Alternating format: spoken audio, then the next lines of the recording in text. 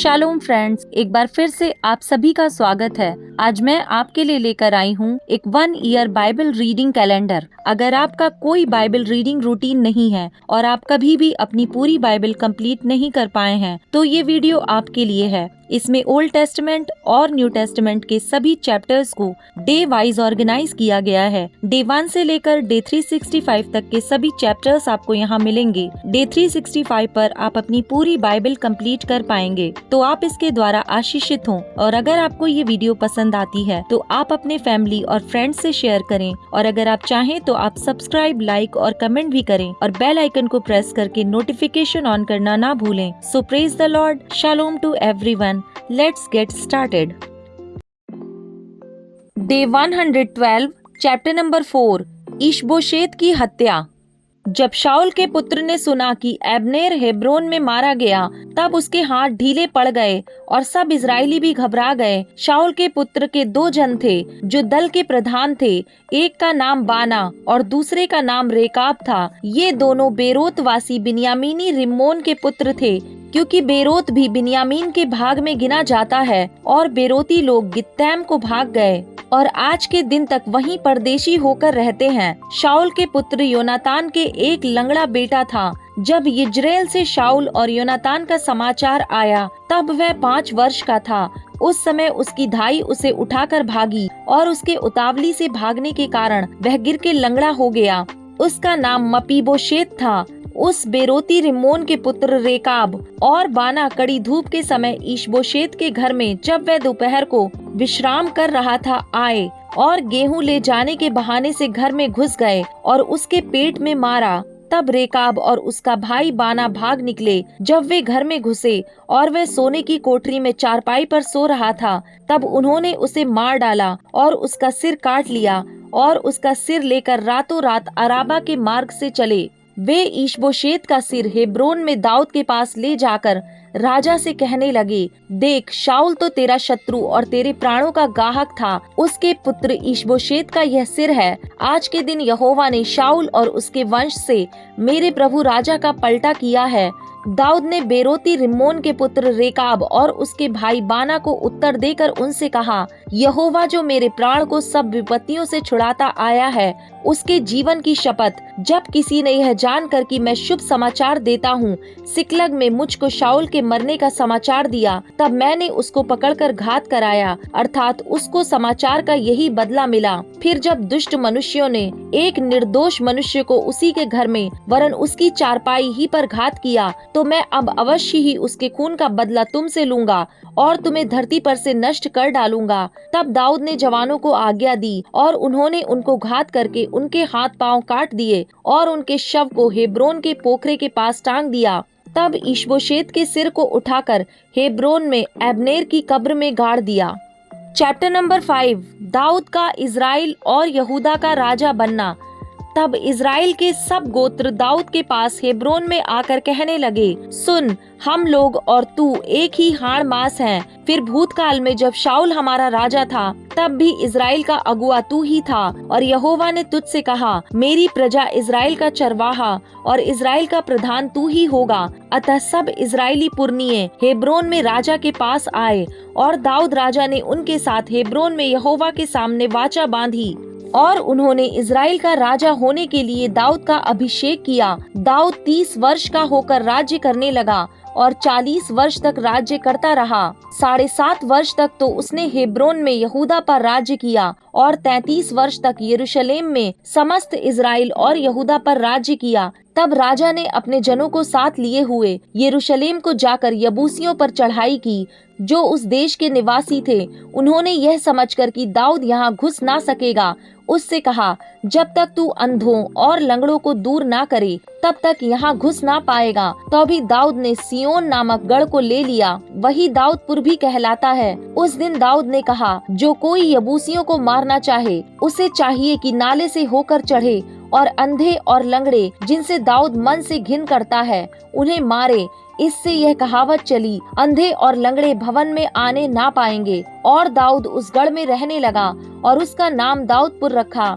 और दाऊद ने चारों ओर मिल्लो से लेकर भीतर की ओर शहरपनाह बनवाई और दाऊद की बड़ाई अधिक होती गई और सेनाओं का परमेश्वर यहोवा उसके संग रहता था।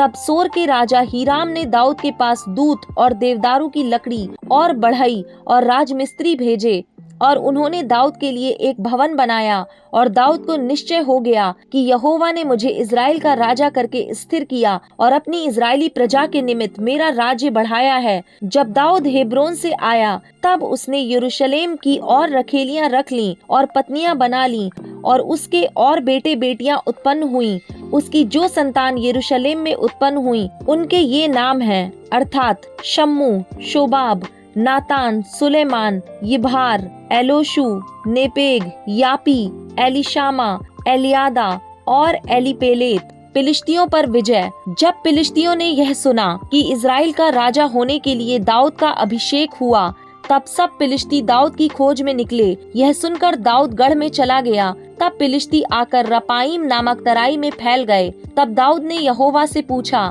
क्या मैं फिलिस्तियों पर चढ़ाई करूं? क्या तू उन्हें मेरे हाथ में कर देगा? यहोवा ने दाऊद से कहा, चढ़ाई कर, क्योंकि मैं निश्चय फिलिस्तियों को तेरे हाथ कर दूंगा। तब दाऊद बाल परासीम को गया और दाऊद ने उन्हें वहीं मारा। तब उसने कहा, यहोवा मेरे सामने होकर मेरे शत्रुओं पर जल की धारा के समान टूट पड़ा है। इस कारण उसने उस स्थान का नाम बाल परासीम रखा।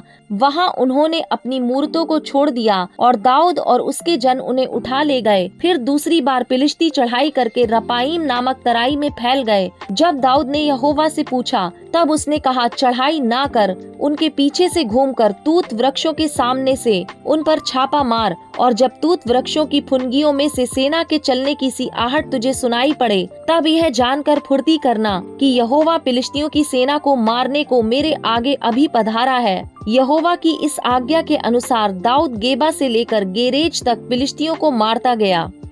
Chapter number 6। वाचा का संदूक यरूशलेम में। फिर दाऊद ने एक और बार इज़राइल में से सब बड़े वीरों को जो 30,000 थे इकट्ठा किया। तब दाऊद और जितने लोग उसके संग थे वे सब उठकर यहूदा के बाले नामक स्थान से चले कि परमेश्वर का वह संदूक ले आएं जो करूबों पर विराजने वाले सेनाओं के यहोवा का कहलाता है। तब उन्होंने परमेश्वर का संदूक एक नई गाड़ी पर चढ़ाकर टीले पर रहने वाले अबीनादाब के घर से निकाला और अबीनादाब के उज्जा और अहियो नामक 2 पुत्र उस नई गाड़ी को हाँकने लगे और उन्होंने उसको परमेश्वर के संदूक समेत टीले पर रहने वाले अबीनादाब के घर से बाहर निकाला और अहियो संदूक के आगे आगे चला। दाऊद और इज़राइल का समस्त घराना यहोवा के आगे सनोवर की लकड़ी के बने हुए सब प्रकार के बाजे और वीणा सारंगियां डफ डमरू झांझ बजाते रहे। जब वे नाकोन के खलिहान तक आए तब उज्जा ने अपना हाथ परमेश्वर के संदूक की ओर बढ़ाकर उसे थाम लिया, क्योंकि बैलों ने ठोकर खाई। तब यहोवा का कोप उज्जा पर भड़क उठा और परमेश्वर ने उसके दोष के कारण उसको वहां ऐसा मारा कि वह वहां परमेश्वर के संदूक के पास मर गया।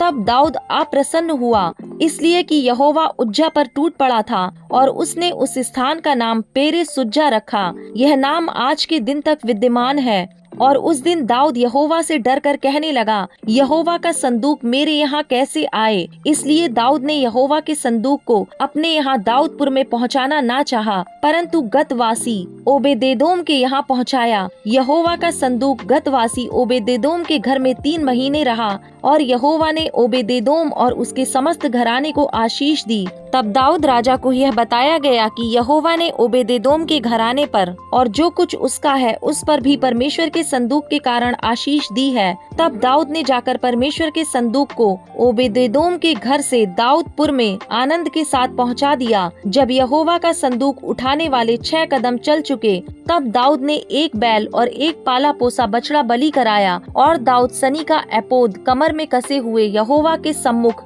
तन मन से नाचता रहा। यों दाऊद और इज़राइल का समस्त घराना यहोवा के संदूक को जय जयकार करते और नरसिंगा फूंकते हुए ले चला। जब यहोवा का संदूक दाऊदपुर में आ रहा था तब शाऊल की बेटी मीकल ने खिड़की में से झांककर दाऊद राजा को यहोवा के सम्मुख नाचते कूदते देखा और उसे मन ही मन तुच्छ जाना, लोग यहोवा का संदूक भीतर ले आए और उसके स्थान में अर्थात उस तंबू में रखा जो दाऊद ने उसके लिए खड़ा कराया था। और दाऊद ने यहोवा के सम्मुख होम बलि और मेल बलि चढ़ाए। जब दाऊद होम बलि और मेल बलि चढ़ा चुका, तब उसने सेनाओं के यहोवा के नाम से प्रजा को आशीर्वाद दिया। तब उसने समस्त प्रजा को अर्थात क्या स्त्री क्या पुरुष, समस्त इजरायली भीड़ के लोगों को एक एक रोटी और एक एक टुकड़ा मांस और किशमिश की एक एक टिकिया बंटवा दी। तब प्रजा के सब लोग अपने अपने घर चले गए। तब दाऊद अपने घराने को आशीर्वाद देने के लिए लौटा और शाऊल की बेटी मीकल दाऊद से मिलने को निकली और कहने लगी, आज इजराइल का राजा जब अपना शरीर अपने कर्मचारियों की दासियों के सामने ऐसा उघाड़े हुए था जैसा कोई निकम्मा अपना तन उघाड़े रहता है, तब क्या ही प्रतापी देख पड़ता था। दाऊद ने मीकल से कहा, यहोवा जिसने तेरे पिता और उसके समस्त घराने के बदले मुझको चुनकर अपनी प्रजा इजराइल का प्रधान होने को ठहरा दिया है, उसके सम्मुख मैं ऐसा नाचा और मैं यहोवा के सम्मुख इसी प्रकार नाचा करूंगा। और मैं इससे भी अधिक तुच्छ बनूंगा और अपनी दृष्टि में नीच ठहरूंगा। और जिन दासियों की तूने चर्चा की वे भी मेरा आदर मान करेंगी। और शाऊल की बेटी मीकल के मरने के दिन तक कोई संतान ना हुई। Luke chapter number 18 verse number 18 to 43। धनी व्यक्ति और अनंत जीवन। किसी सरदार ने उससे पूछा, हे उत्तम गुरु, अनंत जीवन का अधिकारी होने के लिए मैं क्या करूं? यीशु ने उससे कहा, तू मुझे उत्तम क्यों कहता है? कोई उत्तम नहीं, केवल एक अर्थात परमेश्वर। तू आज्ञाओं को तो जानता है, व्यभिचार ना करना, हत्या ना करना और चोरी ना करना, झूठी गवाही ना देना, अपने पिता और अपनी माता का आदर करना। उसने कहा, मैं तो इन सब को लड़कपन से ही मानता आया हूँ। यह सुन यीशु ने उससे कहा, तुझ में अब भी एक बात की घटी है। अपना सब कुछ बेचकर कंगालों को बांट दे और तुझे स्वर्ग में धन मिलेगा और आकर मेरे पीछे हो ले। वह यह सुनकर बहुत उदास हुआ क्योंकि वह बड़ा धनी था। यीशु ने उसे देखकर कहा, धनवानों का परमेश्वर के राज्य में प्रवेश करना कितना कठिन है। परमेश्वर के राज्य में धनवान के प्रवेश करने से ऊंट का सुई के नाके में से निकल जाना सहज है। इस पर सुनने वालों ने कहा, तो फिर किसका उद्धार हो सकता है? उसने कहा, जो मनुष्य से नहीं हो सकता वह परमेश्वर से हो सकता है। पतरस ने कहा, देख, हम तो घर बार छोड़कर तेरे पीछे हो लिए हैं। उसने उनसे कहा, मैं तुमसे सच कहता हूँ कि ऐसा कोई नहीं जिसने परमेश्वर के राज्य के लिए घर या पत्नी या भाइयों या माता पिता या बाल बच्चों को छोड़ दिया हो और इस समय कई गुना अधिक ना पाए, आने वाले युग में अनंत जीवन। अपनी मृत्यु के विषय यीशु की तीसरी भविष्यवाणी। फिर उसने 12 को साथ ले जाकर उनसे कहा, देखो, हम यरूशलेम को जाते हैं और जितनी बातें मनुष्य के पुत्र के लिए भविष्यद्वक्ताओं के द्वारा कही गई हैं, वे सब पूरी होंगी। क्योंकि वह अन्य जातियों के हाथ में सौंपा जाएगा और वे उसे ठट्टों में उड़ाएंगे और उसका अपमान करेंगे और उस पर थूकेंगे और उसे कोड़े मारेंगे और घात करेंगे और वह तीसरे दिन जी उठेगा। पर उन्होंने इन बातों में से कोई बात ना समझी और यह बात उनसे छिपी रही और जो कहा गया था वह उनकी समझ में ना आया। अंधे भिखारी को दृष्टिदान। जब वह यरीहो के निकट पहुंचा तो एक अंधा सड़क के किनारे बैठा हुआ भीख मांग रहा था। वह भीड़ के चलने की आहट सुनकर पूछने लगा, यह क्या हो रहा है? उन्होंने उसको बताया, यीशु नासरी जा रहा है। तब उसने पुकार के कहा, हे यीशु, दाऊद की संतान, मुझ पर दया कर। जो आगे आगे जा रहे थे वे उसे डांटने लगे कि चुप रहे, परंतु वह और भी चिल्लाने लगा, हे दाऊद की संतान, मुझ पर दया कर। तब यीशु ने खड़े होकर आज्ञा दी कि उसे मेरे पास लाओ। और जब वह निकट आया तो उसने उससे पूछा, तू क्या चाहता है कि मैं तेरे लिए करूं? उसने कहा, हे प्रभु, यह कि मैं देखने लगूं। यीशु ने उससे कहा, देखने लग, तेरे विश्वास ने तुझे अच्छा कर दिया है। तब वह तुरंत देखने लगा और परमेश्वर की बड़ाई करता हुआ उसके पीछे हो लिया और सब लोगों ने देखकर परमेश्वर की स्तुति की।